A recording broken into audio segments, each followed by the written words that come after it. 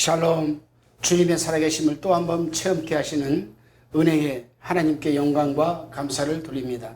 오늘은 레위기서 4장 1절로 35절까지의 말씀을 나눕니다. 레위기에 나타나는 핵심 키워드 단어는 바로 거룩입니다.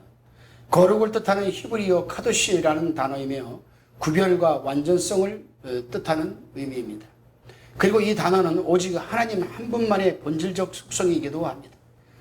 하나님께서는 내가 거룩하니 너희도 거룩하라고 하셨는데, 이는 성도가 세상과 구별된 삶의 방식, 그리고 세상 사람과 구별되는 가치관과 사회 질서에 따라 살라는 하나님의 명령이기도 합니다. 그래서 이스라엘은 제사를 통해서 하나님과 교제하며 세상 백성과 구별되는 하나님 백성의 정체성을 유지하며 그들은 살아갔습니다. 그런데 우리가 알아야 할 것은 성도에게 있어서 외적 세상의 도전과 내적주의 도전이 있다는 것을 알아야 합니다. 이것을 모르면 우리는 거룩한 생활, 즉 구별된 삶을 살아내기가 무척 힘이 든다는 것입니다. 그래서 우리는 외적으로는 세상의 도전이 우리에게 늘 다가와 있고, 내적으로는 죄의 도전이 우리에게 다가와 있다는 사실을 늘 우리는 잊지 말고 살아야 합니다. 그렇기 때문에 레위기에서 가르치는 속죄의 제사의 이유는 세상 것들로부터 무너진 하나님의 백성, 즉 성도를 거룩하게, 즉 구별되게 복구하는 것이 속죄 제사의 목적이기도 합니다. 속죄제는 히브리어로 하타트라고 하는 단어를 썼는데, 하타트, 씻어내다의 뜻을 지니고 있습니다. 즉 세상 것들로부터 오염되고 더러워진 우리의 죄를 씻어내는 것을 바로 의미합니다. 그렇다면 속죄 제사는 언제 어떤 이들이 드리게 됩니까? 본문 2절을 읽겠습니다. 이스라엘 자손에게 고하여 이르라. 누구든지 여호와의 금령 중 하나라도 그릇 범하였으되, 속죄의 제사는 여호와의 계명, 즉 율법을 하나라도 어기면 드려야 했습니다. 율법을 모두 지켜내다가 한 개가 어긋날 경우 그는 죄로 오염된 것으로 간주하였습니다. 저는 이 부분을 묵상을 하면서 어떤 생각이 들었냐면은, 참 구약시대 사람들은 힘들었겠다. 참 힘들었겠다. 눈만 뜨면 성전 중심으로 살아가야 되고, 10개를 잘하다가도 9개를 잘하다가도 10개 중에 9개를 잘하다가도 하나를 잘못하면, 죄를 범하면 모든 것이 다 죄로 취급되는구나. 참 얼마나 피곤했겠습니까? 그런데 오늘날 우리는 어떻습니까, 여러분? 예수 그리스도께서 십자가에 필려 돌아가시면서 단번에 우리의 과거와 현재와 미래에 알 수 없는 모든 죄까지 다 짊어지시고 우리에게 죄사함의 은총과 구속의 은혜를 내려주시지 않았겠습니까? 따라서 우리는 예수 그리스도의 이름으로 회개만 하면 다 끝나는 이 원리를 하나님께서 우리에게 부여하셨으니 얼마나 참 감사한지 몰라요. 구약시대 사람들은 얼마나 참 피곤했겠는가. 속죄제의 대상은 본문이 누구든지라고 표현된 것처럼 예외는 아무도 없었습니다. 그 대상은 3절에 기름 부음을 받은 제사장, 13절에 이스라엘 온 회중, 22절에 족장, 27절에 평민의 한 사람이 각기 제물로 속죄제사의 방법을 자세히 지금 기록하고 있습니다. 이는 영적 지도자, 회중, 성도, 이스라엘의 우두머리, 평범한 사람들, 지위 고하를 막론하고 죄의 영향으로부터 안전할 수 없다는 사실을 보여주는 것 아니겠습니까? 즉 오늘날 교회로 말하면 목사, 강도사, 전도사, 장로, 권사, 집사 등 누구든지 죄의 사정권에서 생활하고 있기 때문에 언제든지 죄에 오염되고 죄를 범할 수 있다는 사실입니다. 죄의 결과 인류는 하나님과 분리되었죠. 하나님과 분리된 자들은 영혼의 활동이 정지되어서 모든 것이 점점 무감각해져 버리고 말았습니다. 더 이상 인간답게 살 능력을 상실하게 되어서 죄의 이끌림을 받게 되었습니다. 이스라엘 백성은 하나님이 주시는 만나와 메추라기 생수를 마시면서도 하나님과의 관계가 끊어질 때마다 하나님께 반역하고 자신들의 욕망을 따라 온갖 이해할 수 없는 행동을 일삼는 것을 우리는 모세 오경을 통해서 너무도 잘 알고 있습니다. 영적으로 무감각해지면 더 이상 사리 분별이 되지 않는다라는 사실입니다. 안데르센의 동화 여러분 벌거벗은 임금님처럼 소수의 의견에 좌지우지되어서 옷 하나도 걸치지 않은 채 대낮에 백성들 앞에서 행진을 벌이는 얻지 못할 일을 지금 우리가 자행하고 있는 것이 아니겠습니까? 대한민국은 사상 초유의 국정중단 사태까지 믿고 말았습니다. 우리가 전 정권에서 국정중단 사태, 참 여러분 대한민국이 세워진 역사상 처음 있었던 일 아니겠습니까? 이유는 국가 지도자가 그릇된 친분에 눈이 멀어서 마침내 모든 것이 무감각해졌기 때문에 국정사태가 벌어진 것 아니겠습니까? 무감각하니 벗어도 벗었는지 상처를 주어도 주었는지 문제를 일으켜도 문제인지 모르는 것 아니겠습니까? 이렇듯 죄는 한 존재를 마비시켜 파멸로 몰아넣을 뿐 아니라 사회와 시대에도 큰 상처를 남기게 됩니다. 그렇기에 우리 역시 죄로부터 자유롭지 않습니다. 그래서 하나님은 거룩함, 즉 구별됨을 회복하기 위해 속죄의 제사를 준비시킨 것이 아니겠습니까? 오늘날 지금 현 정권도 마찬가지죠. 공정, 정의, 이 정권이 시작할 때부터 외쳤던 건 아니겠습니까? 그런데 지금 어디에 공정이 있고 어디에 정의가 있습니까? 여러분? 전부가 부패되고 전부가 다 거짓말이고 전부가 다 사기를 치고 거짓말을 하고 백성을 속이고 기만하고. 왜 그렇습니까, 여러분? 왜 그렇습니까? 제가 엊그저께 미국에 있는 친구한테 메일이 한 통 왔습니다. 민 목사, 날씨도 무더운데 목회 잘하고 있어? 그러더니 네 하는 말이, 아휴, 이것은 무서워서 바깥에 나갈 수도 없고 숨도 못 쉬고 살고 있다.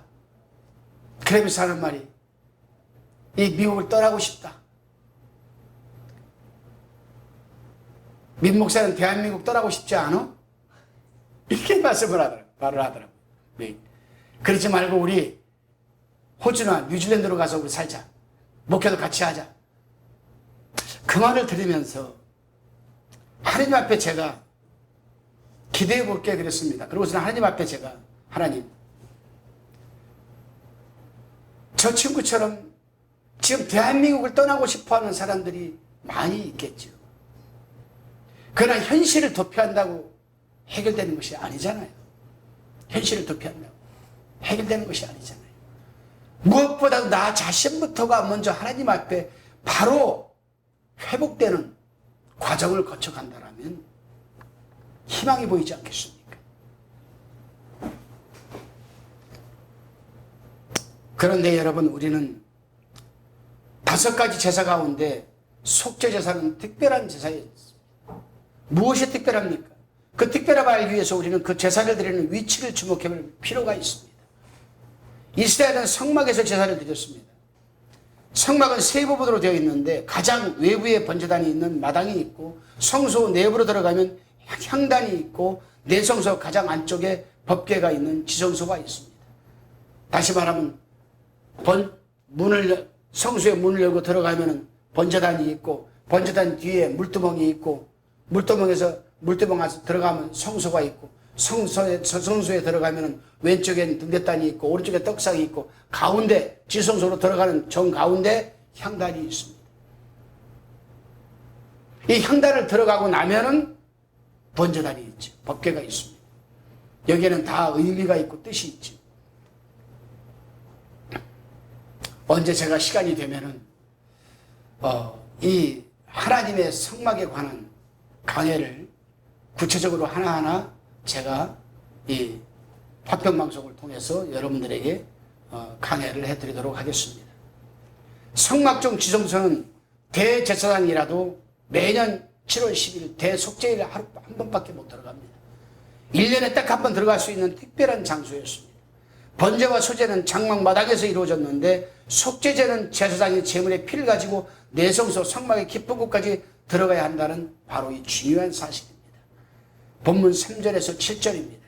만일 기름 부음을 받은 제사장이 범죄하여 백성으로 죄를 잊게 하였으면 그 범한 죄를 인하여 흠없는 수송아지로 속죄제물을 삼아 여호와께 드릴지니, 곧 그 수송아지를 회막문 여호와 앞으로 끌어다가 그 수송아지 머리에 안수하고 그것을 여호와 앞에서 잡을 것이요, 기름 부음을 받은 제사장은 그 수송아지의 피를 가지고 회막에 들어가서 그 제사장이 손가락에 피를 찍어 여호와 앞 곧 성소 장 앞에 7번 뿌릴 것이며, 제사장은 또 그 피를 여호와 단 앞 곧 회막 안 향단불에 바르고 그 수송아지의 피 전부를 회막문 앞 번제단 밑에 쏟을 것이며 라고 기록하고 있습니다.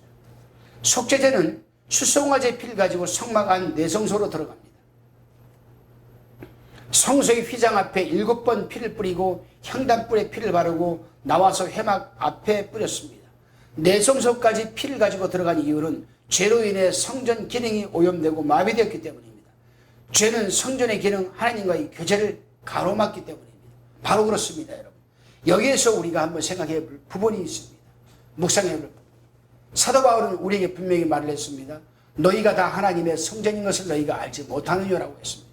우리 마음에 성령께서 내주하고 계시기 때문에 우리 마음은 바로 하나님의 성전입니다.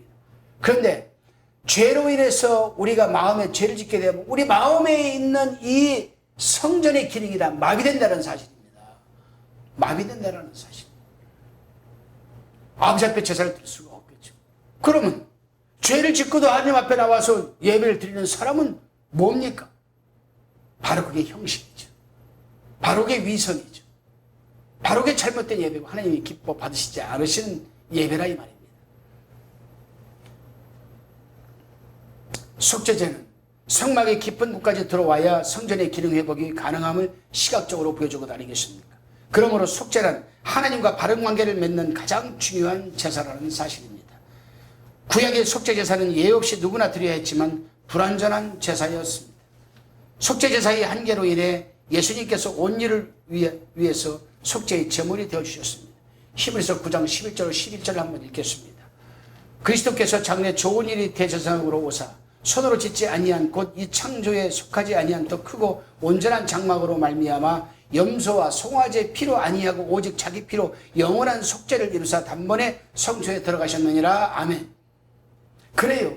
아무리 우리가 속죄제사를 드려도 인간의 어떤 그런 불완전한 모습 속에서 늘 죄에 노출되어 있고 늘 세상에 노출되어 있는 우리는 온전한 제사를 드릴 수가 없지요.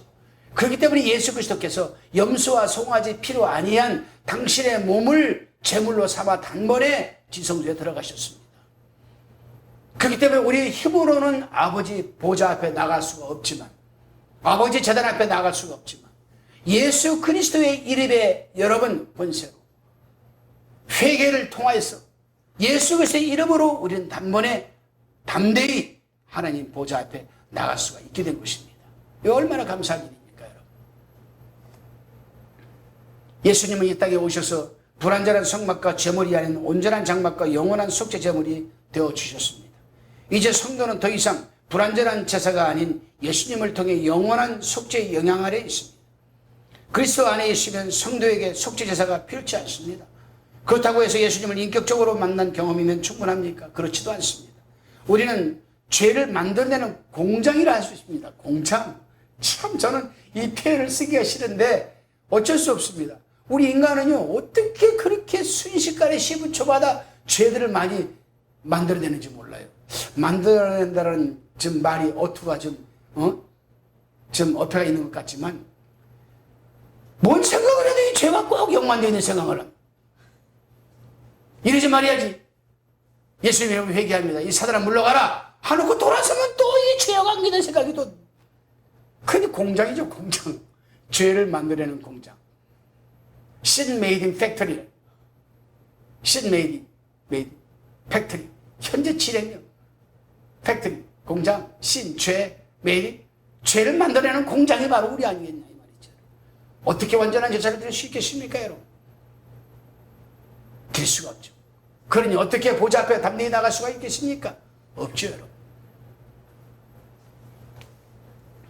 그래서 우리는 이 죄의 공장이 우리 인간이 죄의 오염으로부터 자유롭지 않습니다. 그렇게 매 순간마다 속죄제사 주님과의 동행과 교제가 우리에게 필요한 사실입니다. 거룩함은 구별됨은 성도의 이 거룩하다는 것은 성도의 구별됨에서 시작되고 온전함을 통해 나가야 합니다. 따라서 예수님처럼 자발적 의도적으로 한적한 곳으로 나아가서 하나님과 교제하는 것 참 우리에게 필요합니다. 주님과의 교제가 깊어질수록 우리 영혼은 빛나게 되어 있습니다. 속죄는 우리 영혼을 거룩한 빛을 발하는 작은 촛불이 되도록 우리는 어떻게 하든 불을 붙여야 됩니다. 거룩한 성도들이 촛불이 모여 마침내 캄캄한 세상을 향한 거대한 빛이 된 아니겠습니까? 저는요 처음에 촛불혁명 지금의 이 정권이 촛불혁명을 일으켰을 때 저 촛불들이 그 여의도 아래 얼마나 많이 불을 붙였습니다. 이야, 이제 세상이 밝아지겠구나. 지금 정권이 끝나갈 무렵에 뭐가 달라졌습니까, 여러분?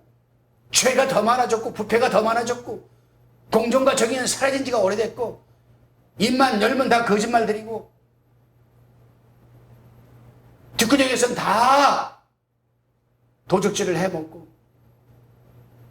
그러도 또 대통령이 되겠다고 또 나서고 있고 우리 국민들은 혼란 속에 빠져 있습니다. 방황하고 있습니다. 그러나 저들의 안중에는 우리 국민들은 없습니다. 요만큼도 없습니다. 잇따르면 도저히 그렇게 할 수가 없는 것이거든요. 정말 저는 요즘 그렇게 기도합니다. 하나님, 내년에 대통령 선거에서는 정말 이 나라 이 백성을 정말 불쌍히 여기고 헌신할 수 있는 사람, 대한민국의 역사를 다시 한번 새롭게 쓸 수 있는 사람, 하나님이 기뻐하는 사람 세워주옵소서. 그렇게 될 수 있기를 간절히 소망해 봅니다.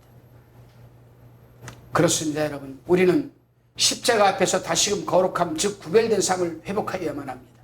아무리 악이 천거라고 번성해도 좌절하거나 실망하지 마시기 바랍니다. 왜요? 하나님이 살아계신다라면, 절대로 하나님이 살아계신 우리가 믿고 있다라면 좌절해서는 안 됩니다. 실망해서도 안 됩니다.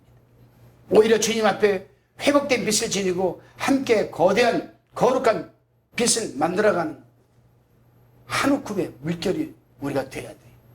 돼야 됩니다. 거룩한 주님께서 오염된 이 땅을 씻기고 짧지 않은 여호와의 손으로 이 땅을 바로 세울 것입니다. 저는 하나님을 믿거든요. 하나님을 믿거든요. 여러분 잘 들으셔야 돼요. 항상 거짓과 흑암은 드러나게 되어 있습니다. 드러나게 되어 있어요. 반드시 드러나게 되어 있습니다. 중요한 것은 뭐냐? 중요한 것은 뭐냐? 우리가 그 드러나기 전까지 거기 동화되어서도 안 되고 희석되어서도 안 되고 빼앗겨서도 안 된다는 사실입니다. 그러기 위해서 우리는 바로 10분초마다 In Jesus Christ, 그리스도 안에 있는 삶이 중요합니다. 굉장히 중요해요. 그 한날이 오늘 되시기를 주님의 이름으로 축원드립니다. 기도하시겠습니다. 주님, 당신을 의지하여 다시 속죄의 십자가 앞에 나아가 죄로 오염되고 얼룩지어가는 우리 영혼을 하나님 맑게 저희들을 정화시켜 주시고 세상 사람들과 구별된 삶을 살아낼 수 있도록 붙들어 주옵소서. 이 어두운 땅을 밝히는 작은 촛불로 주님의 거룩한 빛을 이 땅에 드러내는 통로가 되게 하여 주옵소서. 거룩하신 예수 그리스도의 이름으로 기도드리옵나이다. 아멘.